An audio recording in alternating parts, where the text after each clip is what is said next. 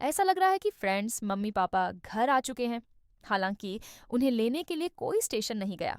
आमतौर पर वे जिस ट्रेन से आते हैं उसका समय रात 10 से 11 बजे के बीच होता है, और कभी कभी देर होने पर यह 12 बजे तक खिंच जाता है। माना कि रमजान चल रहा है और लोग सहरी खाने के बाद देर से उठते हैं। लेकिन क्या इतनी देर तक सोए रहे कि अपने माता पिता को रिसीव करने तक नहीं जा सके? हमेशा कहते हैं कि माँ बाप से बढ़कर कुछ नहीं, लेकिन फिर भी उन्हें लेने जाने की जहमत नहीं उठाई। कृष्णा को भेज दिया और वहीं उन्हें स्टेशन से लेकर आया। इतनी छोटी सी बात भी नहीं बन पाई कि सुबह उठकर खुद स्टेशन जाया जाए। डब्बा को डॉक्टर के पास ले जाने की बात आई तो सुबह सुबह उठकर निकलने में कोई दिक्कत नहीं हुई, चाहे पूरी रात जागना ही क्यों न पड़ा हो। और यह तो कोई नई बात भी नहीं है, क्योंकि रमजान के दौरान इनका शेड्यूल पहले से ही ऐसा रहता है। ये लोग रात 4 बजे से पहले सोते ही नहीं। फिर भी जब मम्मी पापा आए तब कैमरा ऑन करके दरवाजा खोला गया, ताकि पूरे व्लॉग में इसे दिखाया जा सके। ऐसा पहली बार नहीं हुआ, बल्कि कई बार यही पैटर्न दोहराया गया है। जो भी आने वाला होता है उसे रोककर कैमरा ऑन किया जाता है, फिर उसे अंदर बुलाया जाता है। और जब कहा जाता है कि लगता है मम्मी पापा आ गए हैं, तो यह भी देखना चाहिए कि दूसरी जनाब कहाँ हैं। वह इतनी भी जहमत नहीं उठा सकी कि दरवाजे तक आकर सास ससुर का स्वागत कर सके, बल्कि बस अंदर लेटी पड़ी रही। आइए इस पूरे व्लॉग की समीक्षा करें, क्योंकि इसमें बहुत कुछ कहने को है। स्वीट मॉम गपशप चैनल में आपका स्वागत है। जो भी पहली बार आए हैं वे चैनल को सब्सक्राइब करें और बेल आइकन दबा दें, ताकि हर नई वीडियो की जानकारी आपको समय पर मिल सके। पहले एक समय था जब लंबे बैन के बाद इनकी नानी यानी अम्मा वगैरह आई थीं। तब मैडम खुद नीचे उतरकर उन्हें रिसीव करने आई थीं। उनके लिए चप्पल तक रखी गई थी। और अब देखिए, सास ससुर आए तो लेने जाने की बात छोड़िए, दरवाजे पर रिसीव करने तक नहीं आई। अपने ही घर में मेहमान आए और पता न हो, ऐसा हो सकता है क्या?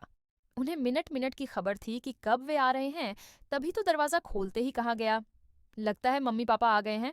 लेकिन इस जनाब को इतनी भी शर्म नहीं आई कि दरवाजे तक चली आएं और उनका स्वागत करें।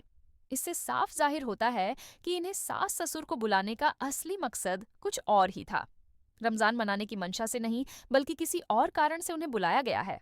जैसे जैसे व्लॉग आगे बढ़ेगा यह और भी स्पष्ट हो जाएगा। बैकग्राउंड में वॉइस ओवर करते हुए इस पूरे सीन की कमेंट्री दी जा रही है कि मम्मी पापा को घर दिखाया जा रहा है। जब वे किचन में पहुंचे तो उसकी हालत देखकर अंदाजा लगाया जा सकता है कि वहां असल में कितनी कुकिंग होती है। पूरी स्लैब एकदम खाली थी, जरूरत का कोई सामान तक नहीं रखा था। इससे साफ जाहिर है कि इस घर में कितना कम खाना बनता है और सफाई कैसी हो रही है। अब इस जनाब की हरकतें देखिए। कर्टन्स को खुल जा सिम सिम की तरह ऑटोमेटिक खोलकर दिखाया जा रहा है। आखिर यह कौन सा नया तमाशा है? इन फालतू हरकतों से बाज आना चाहिए। फिर देखिए, जब सास से मिलने की बारी आई तो उसमें कोई गर्मजोशी नजर नहीं आई। उनकी सास ने प्यार से सिर पर हाथ फेरा, लेकिन इतना भी नहीं हुआ कि यह जाकर उनसे गले ही मिल ले। दूसरी ओर ससुर ने जब घर देखा तो आंखों में अलग ही चमक दिखी। उन्होंने बहुत तारीफ की और दिल से शुक्रिया अदा किया। उनकी खुशी और भावनाएं साफ झलक रही थीं, लेकिन सामने वाले के चेहरे पर वैसा कोई भाव नहीं था। बेटे का घर देखकर खुशी मिलना स्वाभाविक है, लेकिन अगर वह घर बेटे का न होकर उसकी पत्नी का हो, जिसमें बेटे का योगदान नाम मात्र का भी न हो, तो यह गर्व की नहीं बल्कि शर्म की बात बन जाती है। लोग इन्हें लालची और स्वार्थी कहने से पीछे नहीं हटते, और यह सब बातें कहीं न कहीं सही भी लगती हैं। इससे पहले भी इनके चेहरे पर खुशी तभी नजर आई थी जब प्लॉट खरीदा जा रहा था, और अब जब नया घर देखा तब वही खुशी झलक रही है। कुल मिलाकर अगर पैसा और भौतिक सुविधाएं मिलती रहें तो इनका चेहरा खिला रहता है, वरना हमेशा उदास और चिड़चिड़ा दिखाई देता है। घर घूमते हुए बार बार बहुत अच्छा कहने की जरूरत क्यों पड़ी? कम से कम 8 बार यही शब्द दोहराए गए। घर की अलमारियों को देखकर जो टिप्पणी की गई वह भी सोचने वाली है। पारदर्शी अलमारियों को देखकर यह कहा गया कि अब ये सारी भर जाएंगी। ये बात यूं ही नहीं कही गई, बल्कि एक व्यंग्य था, क्योंकि इसे अच्छी तरह पता है कि उसकी पत्नी का स्वभाव कैसा है। सामान रखना और अलमारियों को ठूंस ठूंस कर भर देना, दोनों में फर्क होता है, और यहाँ भर देना शब्द का प्रयोग जानबूझकर किया गया था। अब देखिए, एक साधारण गैस बर्नर को हाईटेक मानकर उस पर कितना दिखावा किया जा रहा था। खाला को सिखाने बैठे, लेकिन वह ठीक से समझ नहीं पाई। वहीं दूसरी तरफ जब एक दूसरी महिला ने इसे चलाकर दिखाया तो कोई दिक्कत नहीं आई। इससे साफ जाहिर होता है कि दिखावे के लिए कैसे बातें बनाई जाती हैं। अब जरा यह भी देखिए कि जो सामान ये लोग भर भर कर लाते हैं उसकी हालत क्या हो रही है। जो हरी सब्जियां लाई गई थीं, वे पीली पड़ चुकी थीं और पूरी तरह सूख चुकी थीं। फिर भी इनसे कोई न कोई व्यंजन जरूर बनाया जाएगा। इसके अलावा वे बंद मीठी ब्रेड भी लाए थे, जो पूरी तरह दब चुके थे। सवाल यह उठता है कि मुंबई जैसी जगह पर, जहां बेहतरीन बेकरीज मौजूद हैं, वहां से ताज़ा सामान क्यों नहीं लाया गया? लेकिन जब मानसिकता ही कुछ अलग हो, तो क्या कहा जा सकता है? अब इस निठल्ले को देखिए। वह फूला नहीं समा रहा कि मम्मी पापा घर देखकर कितने खुश हुए। लेकिन ये खुशी किस चीज की है? क्या इसने खुद अपनी मेहनत से कुछ हासिल किया है? अगर किसी बेरोजगार व्यक्ति की लॉटरी लग जाए तो उसे खुदा का शुक्रिया अदा करना चाहिए, न कि खुद की पीठ थपथपानी चाहिए। हर वक्त एहसान के बोझ तले दबे रहने वाला यह इंसान अपनी पत्नी की हर चीज को बढ़ा चढ़ाकर पेश करता है। अब इन सूटकेसों की बात करें। दो बड़े चमकदार लाल रंग के सूटकेस देखकर तुरंत यह बात उछाली गई कि हज की याद आ गई। ये दिखाने की कोशिश थी कि जब उम्रा के लिए गए थे, तब ये सूटकेस उन्होंने ही दिलवाए थे। यानी सूटकेस तक के लिए एहसान जताना नहीं छोड़ा। हर चीज में यह जताने की आदत है कि देखो, ये मैंने दिया, ये मैंने किया। इनका न तो कोई स्टैंडर्ड है और न ही कोई तरीका। अगर किसी को कुछ दे दें तो उसे बार बार जताने से भी नहीं चूकते। अब यह आदमी अपनी मम्मी पापा की खुशी देखकर फूला नहीं समा रहा, लेकिन शुक्रिया अदा करने का तरीका देखिए। उसे अल्लाह का शुक्रगुजार होना चाहिए जिसने इतनी नेमतें दी हैं, लेकिन नहीं, वह खुद को ही श्रेय देने में लगा हुआ है। अब बेडरूम में चलते हैं। वहां जाकर देखिए, सामान इधर उधर बिखरा पड़ा है, जिसका दावा किया जा रहा है कि यह प्रमोशन का सामान है। घर अभी पूरी तरह तैयार भी नहीं हुआ और पहले ही अस्त व्यस्त हो चुका है। अब स्क्रीनशॉट देखिए। वहां साफ नजर आ रहा है कि हर चीज बेतरतीब तरीके से फैली पड़ी है। यह दावा कर रही है कि यह सब उसके प्रमोशन का सामान है, जबकि घर के अंदर इतनी सारी अलमारियां बन चुकी हैं, बेड में भी स्टोरेज की जगह है, फिर भी सामान बिखरा पड़ा है।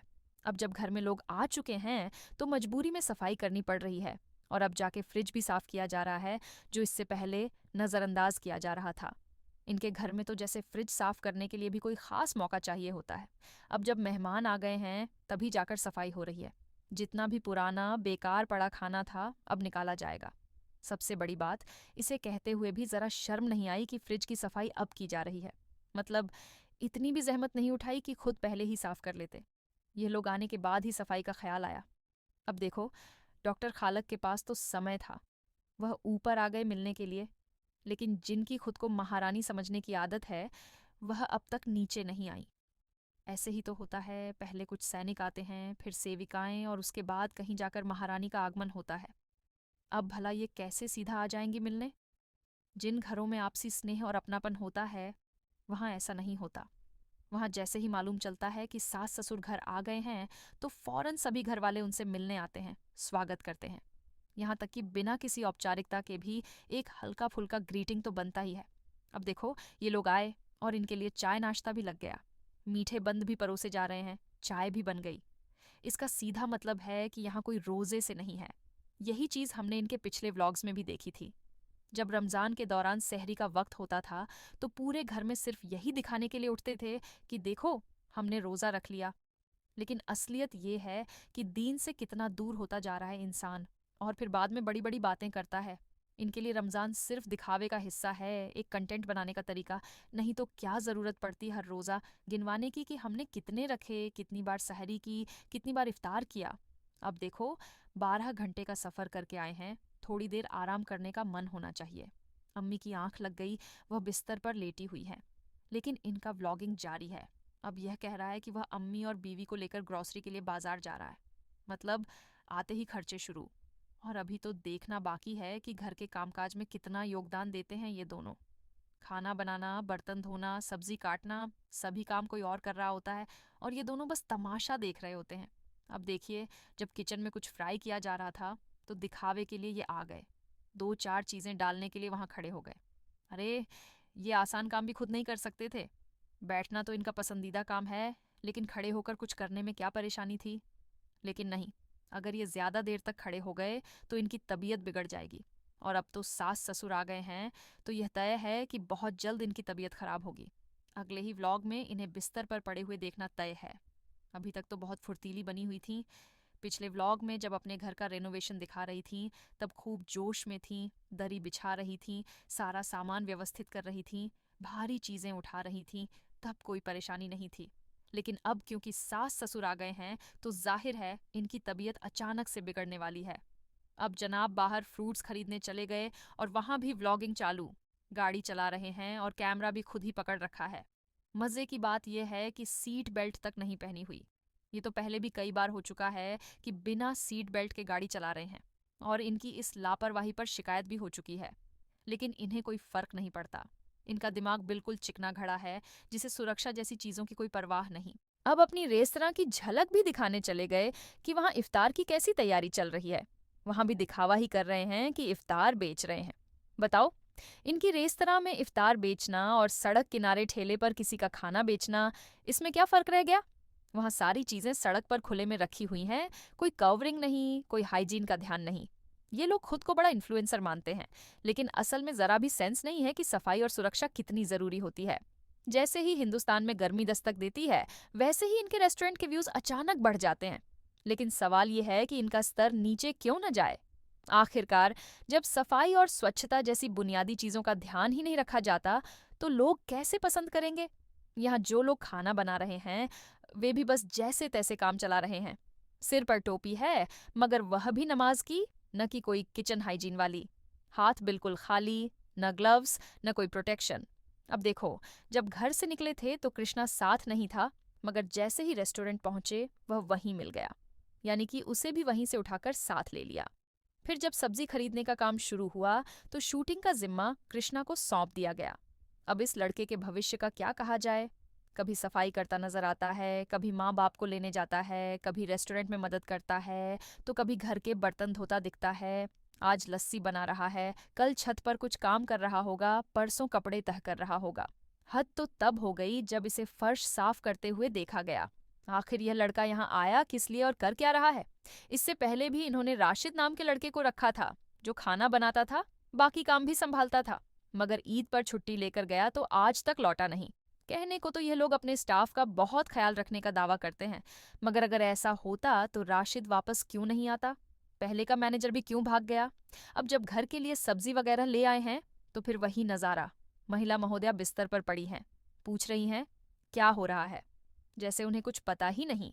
और ये बेटा बेटा कहकर बात कर रही हैं, मगर पता नहीं किससे। सास ससुर आने के बाद तो इन्हें ज्यादा एक्टिव होना चाहिए था, लेकिन यहाँ उल्टा हाल है। पहले तो खूब घूम फिर रही थीं, मगर अब बिस्तर पकड़ लिया है। साफ दिख रहा है कि जल्दी ही तबीयत खराब होने का बहाना बनने वाला है। और अब क्योंकि घर में पकवान बनने लगे हैं तो फरमाइशों का सिलसिला भी शुरू हो गया है। पालक की पूड़ी बनाओ, आलू की भी बनाओ, प्याज की भी बनाओ, साथ में चावल भी बना देना। मानो यह सब पहले से तय न था। बीवी के लिए तो जैसे घर का कोई काम करना गुनाह हो गया है। हस्बैंड खुद फ्रूट काट रहा है, सास भी काट रही है, और बीवी बस कैमरा लेकर शूट कर रही है। देखकर कभी कभी दया आ जाती है कि आखिर यह लड़की इतनी लाचार क्यों बनी हुई है। अगर ये कोई आम घर होता तो भले तबीयत खराब होती, मगर पत्नी फिर भी कहती, रुको, मैं कर देती हूँ, बैठ कर ही सही, मगर काट दूंगी। मगर नहीं, यहाँ तो जैसे हर चीज से बचने की कोशिश हो रही है। असल में जीवन में एक ही चीज मिल सकती है, या तो आराम या फिर मेहनत से मिली इज्जत। इनका जीवन आराम से भरपूर है, मगर घर के भीतर जो सम्मान और रुतबा एक मर्द का होना चाहिए वह कहीं नहीं है। हदीस में भी हस्बैंड की अहमियत का जिक्र किया गया है, मगर यहाँ मामला उलट है। हम भी घर के काम करते हैं, मगर जिस तरह यहाँ पति काम कर रहा होता है और पत्नी बस बैठी रहती है, वह अजीब है। अब रुखसाना बाजी को बुलाने का मतलब साफ था, उन्हें कंटेंट चाहिए था, थैंक यू बुलवाना था, उनके काम दिखाने थे, उनकी मजेदार बातें सुनवानी थीं, ताकि व्लॉग मसालेदार बने। अब तो यह भी समझ आ रहा है कि सास ससुर को यहाँ बुलाने का असली कारण क्या था। देखिए, सास जी पूरी तरह से काम में जुट गई हैं, सब्जी काट रही हैं, फल काट रही हैं, और बहू कैमरा पकड़कर खड़ी है। जैसे ही घर में बर्तन धुलने की बारी आई, महारानी जी ने भी 2-4 शॉट्स में हाथ हिला दिए, ताकि लगे कि कुछ मेहनत हो रही है। पहले तो थोड़ा बहुत चलती फिरती थीं, अब तो जैसे हिलना डुलना भी बंद कर दिया। कई लोगों ने इसे सलाह दी कि भाई एक फुल टाइम मेड रख लो, सारा काम संभाल लेगी, तुम्हें कोई परेशानी भी नहीं होगी। महज 15 से 20 हजार में एक अच्छी मेड मिल जाएगी, लेकिन जनाब को पैसे खर्च करना मंजूर नहीं। तो इसने क्या किया, सास ससुर को ही बुला लिया, ताकि काम भी फ्री में हो जाए और कंटेंट भी मिल जाए। अब तो इसे एक नहीं 2-2 मेड मिल गई, पूरे घर का काम अब ये लोग संभालेंगे। इसने बड़ी होशियारी से अपनी जिम्मेदारी टाल दी और लोगों के सामने यह भी दिखा दिया कि उसने सास ससुर को अपने घर में रखा है। अब देखना यह है कि ये कितने दिनों तक उन्हें अपने घर में टिकाए रखती है। जिस दिन इसका मन भटका या जरूरत खत्म हुई, उसी दिन कोई ना कोई बहाना बनाकर इन्हें बाहर का रास्ता दिखा देगी। मुझे तो लगता है कि यह सारा ड्रामा सिर्फ नन के एग्जामिनेशन तक के लिए है। जैसे ही नन का एग्जाम खत्म होगा, इसका आना जाना नॉर्मल हो जाएगा और तब इसे इनकी जरूरत भी नहीं रहेगी। फिर किसी न किसी बहाने इन्हें उनके गांव भिजवा देगी। असल में ये बहुत ज्यादा सेल्फिश इंसान है। इसे किसी से सच्चा लगाव नहीं है, खासकर सास ससुर से तो बिल्कुल भी नहीं। अब देखो, यहाँ दालचा बनाने की बात चल रही है और रुखसाना इसे बनाएगी, लेकिन इस दौरान इसकी माँ यानी अम्मी बर्तन धो रही हैं। आज भी वही पुराना तरीका, कपड़ा बांधकर सीटी लगा रहे हैं। वही कुकर जिसमें पिछले ब्लॉग में तार बांधकर सब्जी बनाई थी। मतलब इनके घर में चीजें चाहे जैसी भी हों, मरम्मत करवाने की जरूरत इन्हें महसूस नहीं होती। यही तो कहते हैं घर मेंटेन करने को। अब जब सारी तैयारी हो रही थी तो मैडम भी ठाठ से तैयार होकर किचन में आ गई। अब जब पकौड़ियाँ बनानी थीं तो देखो इनका तरीका, हाथ लगाने की जहमत भी नहीं उठाई, सीधे चम्मच से डाल रही हैं। भाई, जिंदगी में पहली बार ऐसा हो रहा है कि कोई पकौड़ियाँ चम्मच से बना रहा है। एक नई टेक्निक देखने को मिली और फिर भी पूछ रही हैं, एक और डालूं क्या? खाना बनाना आता भी है या बस कैमरे के लिए ड्रामा चल रहा है?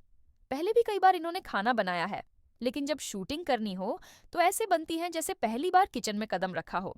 फ्राई करने का अंदाज देखो, इतनी एहतियात, इतनी नजाकत कि मानो कोई बहुत बड़ा काम हो रहा हो। ये सब बस दिखाने के लिए है, सच्चाई कुछ और ही है। लेकिन अब तक आपको साफ हो गया होगा कि इसने अपना पैसा बचाने के लिए ये मास्टर स्ट्रोक खेला है। सास ससुर को बुलाकर न सिर्फ मुफ्त में काम करवा रही है, बल्कि कंटेंट भी तैयार कर रही है। कुल मिलाकर महारानी को फुल सपोर्ट मिल रहा है और दर्शकों को दिखाने के लिए ड्रामा भी तैयार है। अगर वीडियो पसंद आई हो तो लाइक, सब्सक्राइब और शेयर जरूर कीजिए। धन्यवाद।